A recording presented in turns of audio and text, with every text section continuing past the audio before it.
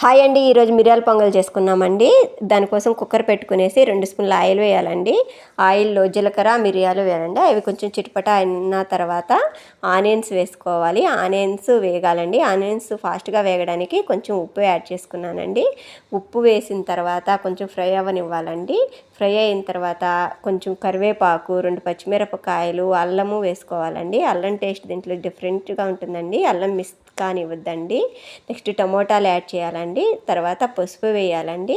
పసుపు కలర్ కోసమేనండి. పిల్లలు కలర్ఫుల్గా ఉంటే ఇష్టంగా తింటారు కదా, అందుకే పసుపు యాడ్ చేశాను.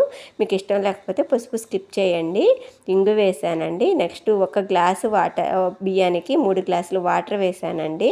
తర్వాత మనం ముందుగా నానపెట్టుకున్నాం కదా బియ్యము, పప్పు, పెసరపప్పు అండి. 2 గ్లాసులు బియ్యానికి 1 గ్లాస్ పెసరపప్పు వేసానండి. వేసిన తర్వాత వాటర్ అలా బాయిల్ అవుతుండగా మనం నానపెట్టుకున్న బియ్యము, పప్పుని దాంట్లో వేయాలండి. తర్వాత 4-5 విజిల్ రానివ్వాలండి. 4-5 విజిల్ వచ్చిన తర్వాత చూడండి ఎంత పర్ఫెక్ట్గా ఉడికిందో, చాలా బాగా వచ్చిందండి. ఇప్పుడు కొంచెం 2 స్పూన్ల నెయ్యి వేసుకునేసి సర్వ్ చేసుకుంటే చాలా బాగుంటుందండి. వెరీ ఈజీ అండి. లంచ్ బాక్స్లో కూడా బాగుంటుందండి.